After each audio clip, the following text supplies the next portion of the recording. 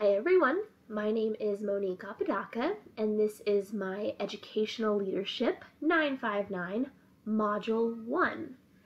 Not only is this an introduction to myself, it's also going to cover how does leadership impact academic, non-academic activities, and how are those activities impacted by barriers amongst our students. So to begin with, a little bit about me. I was born, raised, and currently reside in the town I was born and raised in, which is Pueblo West, Colorado, which is located in southern Colorado. This is my partner, my boyfriend, James, here in this picture with me. We've been together for about 3 years now. And then that other picture there is a picture of my stepson. So once we get married, he'll eventually be my stepson, but basically the same thing now.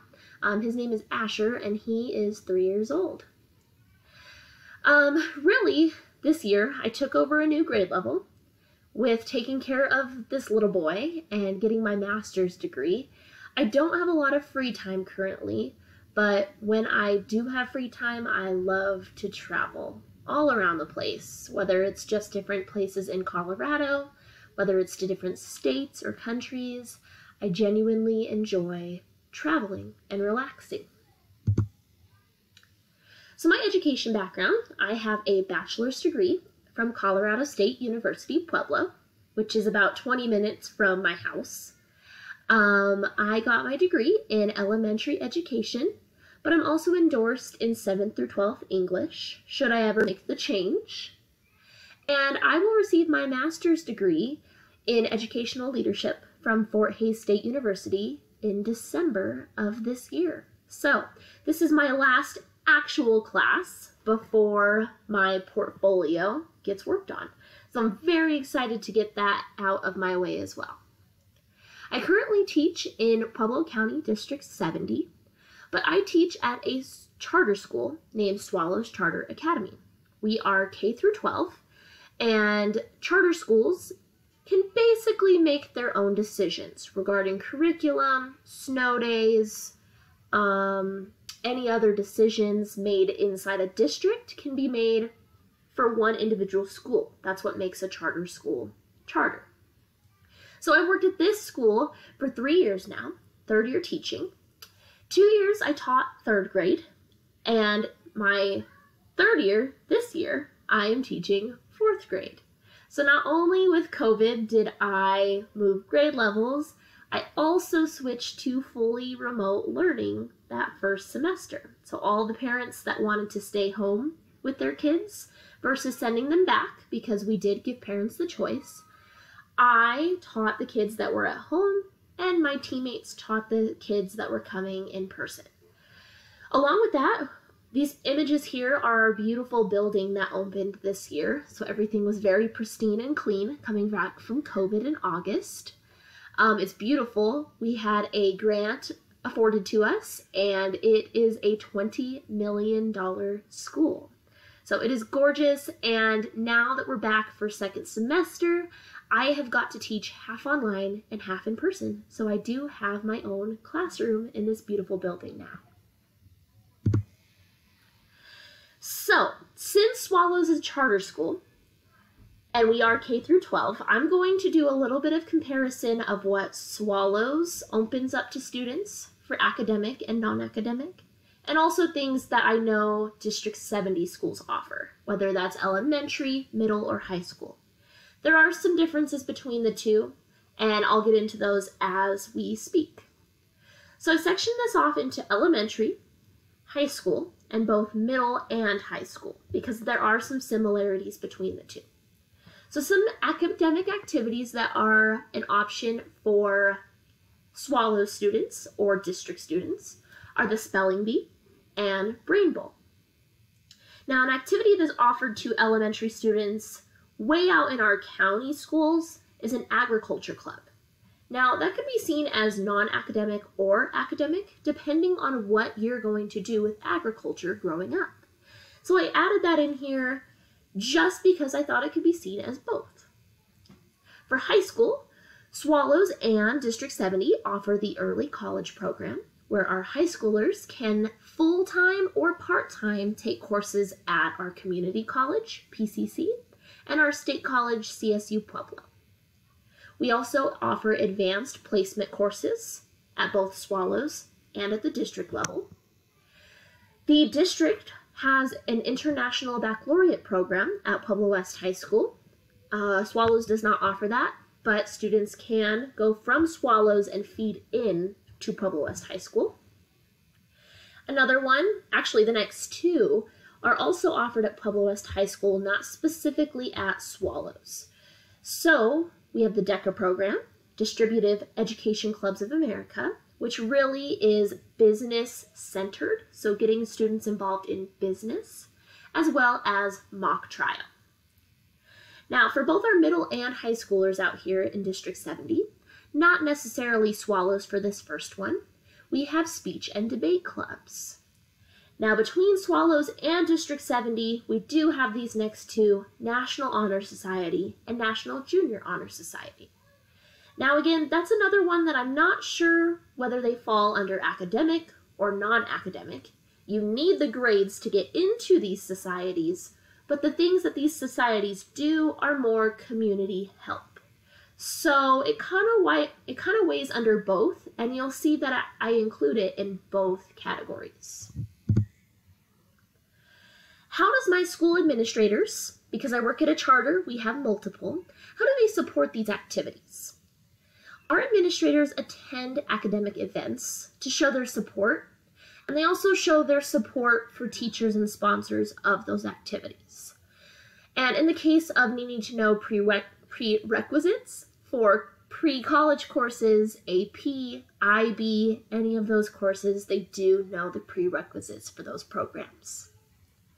My personal opinion of academic activities are that they are amazing because they provide free activities for students.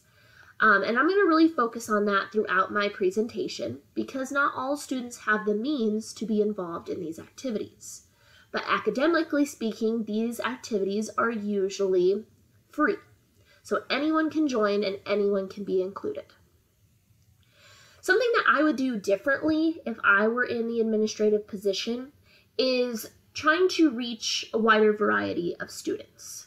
Many of our good students, academically good students, are in all of these programs. How do we feed more students into these programs? And finally, what do others think? Stakeholders, teachers, students, they're proud of these programs and they're very appreciative of the activities that are offered, especially those that are at little to no cost. It seems that everything costs money these days, so if a program can be offered at no cost, for those families that need it, it's wonderful. Some non-academic activities, I've also split these up into middle school, high school, and then all schools, elementary, middle, and high school. And you're going to notice also here that I go back and forth between Swallows and our district.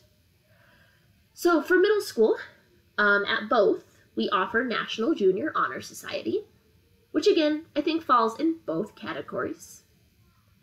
At middle school, we also offer choir at both schools, yearbook club at both schools, band. This is more so at the district middle schools because we do not have a band program at Swallows. And then we have spirit teams. And spirit teams usually start in middle school. So these are our cheerleaders, our dancers, our baton girls. All of these normally start in middle school. We do not have a team at Swallows, so I'm going to specify that towards District 70 schools. Now for high school, again, National Honor Society. I included it both here. Choir, it's offered at both schools. Yearbook is also offered at both schools. Something that I participated in when I was younger was Key Club, and I know it still exists at Pueblo West High School. It is a volunteer club, which I think kind of goes along with National Honor Society, but you don't need the grades to get into that club. At the high school, again, we have band and marching band, and spirit teams are also at both Swallows and District 70 schools. an elementary in this category as well. At Swallows and at District 70 schools around Pueblo West, there are student councils at every grade level.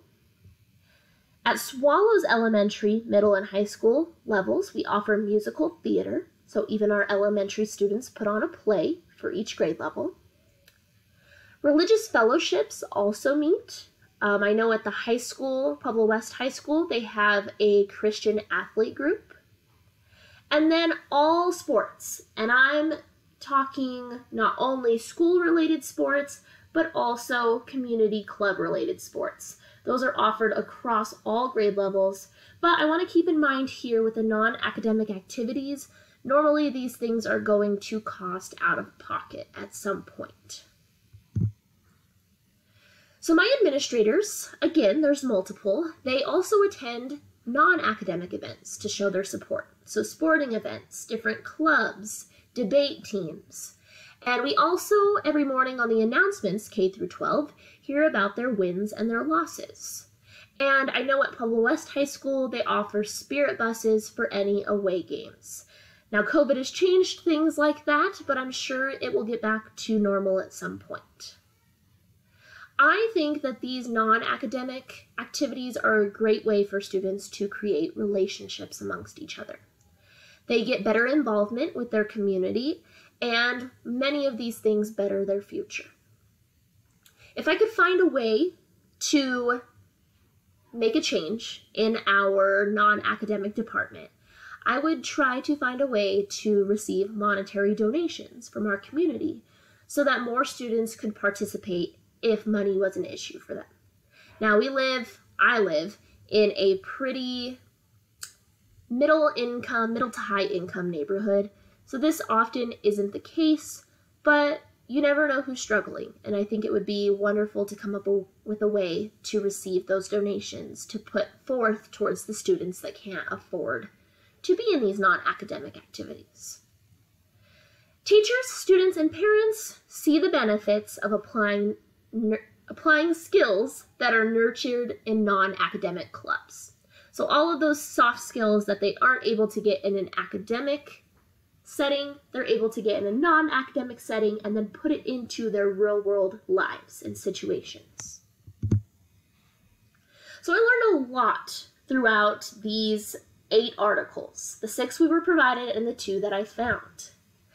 They're listed here. I'm gonna be running short on time here, so let me just pick a few to share. In addition to teaching students academic skills, the curriculum is also intended to teach students the importance of responsibility, hard work, and responsible citizenship. I don't think this is always true, but I think teachers can integrate that within their curriculum to show that importance of those skills. I have mainly heard these skills here in Colorado in our standards. They're called 21st century skills, and we do label them by the 4 C's that number 3 states: critical thinking, collaboration, communication, and creativity. So those are really drilled into our state standards. Going on to some more things that I learned. Again, I'm going to run out of time here, so I'm going to pick the important things. If academic standards are what students must learn, certain social emotional skills support how they learn. So, what they learn is important, but how they're learning it is just as important. And then finally, looking at barriers. Some of these barriers are health-related, such as dental and medical needs. We don't know what students' barriers are that lack their participation in these activities. Other non-academic barriers to learning can be classified as social and developmental. These barriers include child abuse and neglect, domestic violence, substance abuse, mental health needs, and family-related problems. Things that I have not seen my administration staff do. Working at a charter school, there are a lot of administrators at my school, and I think some of them do well at supporting clubs and sports, but others could try harder at getting to those events and practices. And I just want to add in that attending your own students' clubs and sports is not the same as attending for the school.